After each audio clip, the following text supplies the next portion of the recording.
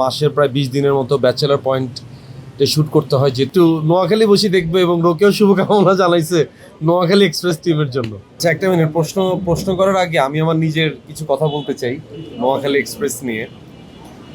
শুরুতে ধন্যবাদ আপনাদেরকে যারা কষ্ট করে আজকে আসছেন।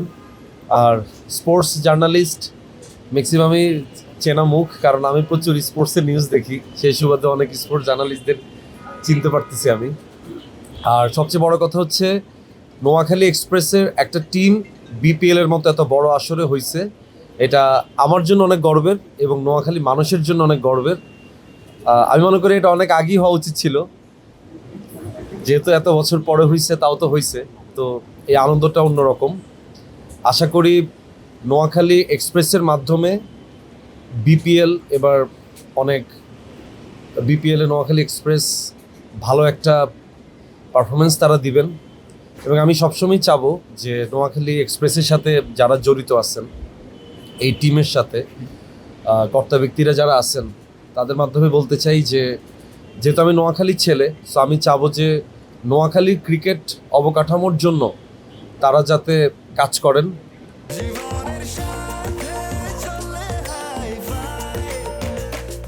স্বাস্থ্যকর অল টাইম হানিকম, সব সময় all time healthy life.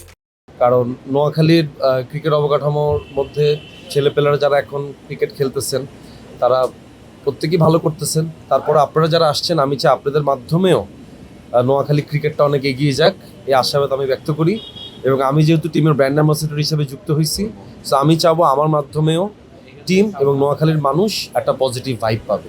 Thank you. এবার আপনারা আপনাদের প্রশ্ন করতে পারেন। কিন্তু তারপর আমি সবসময় ক্রিকেটের সাথে যুক্ত ছিলাম, স্কুল লাইফ থেকে আমি নির্বাণ ক্রিকেট খেলতাম এবং আমি একটা ক্রিকেটের সাথে সবসময় অতপ্রতভাবে কোনো না কোনোভাবে যুক্ত থাকতাম। এবং আপনারা জানেন আমার একটা ফাউন্ডেশন আছে ডাকবাক্স, ওইটার মাধ্যমে আমি প্রত্যেক বছর আমার নাখালপাড়াতে আমি ক্রিকেট টুর্নামেন্টের আয়োজন করে থাকি। গত বছরও করছি, ইনশাল্লাহ এই বছরও আমরা করতেছি শীতকালে।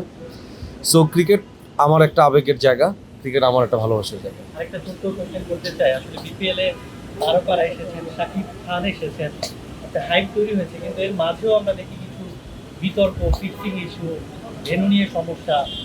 এই বিষয়গুলো আপনারা যখন ছবি অঙ্গনে থাকেন তারকাদের মাঝে, যখন একটু স্কোর দেখেন, ক্রিকেটটাকে ফলো করেন, তখন কি ধরনের কথা হয়? ফিক্সিং ইস্যু দেখেন, এগুলো আসলে ধরেন ক্রিকেটের সাথে যারা যুক্ত আছেন, বাংলাদেশ ক্রিকেট বোর্ড বিসিবির যারা আছেন, তারাই ব্যাপারগুলোকে মানে দেখবেন, তারা এগুলোকে তদন্ত করবেন।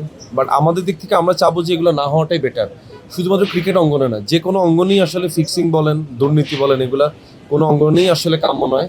সো আমাদের জায়গা থেকেও আমরা চাবো এটা যাতে না হয়। তো আপনারা জানেন যে আমাদের মাসের প্রায় 20 দিনের মতো ব্যাচেলার পয়েন্টে শ্যুট করতে হয়, যেহেতু এটা আমাদের ওটিটিতে যাচ্ছে। সো আমরা শ্যুটটাও আসলে ওটিটি ফরম্যাটেই করি, ওরকম গ্র্যান্ড আয়োজন নিয়েই করে থাকি। সো প্রত্যেক খেলা থাকাটা একটু ডিফিকাল্ট, তারপর আমি চেষ্টা করব যে গুরুত্বপূর্ণ খেলাগুলোতে থাকার জন্য।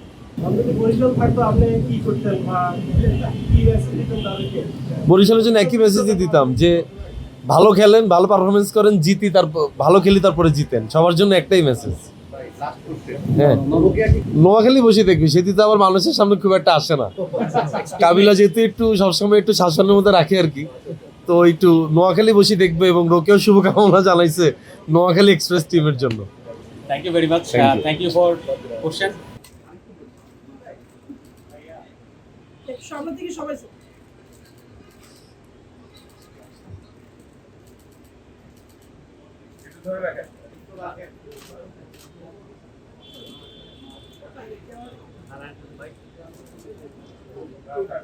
সামনে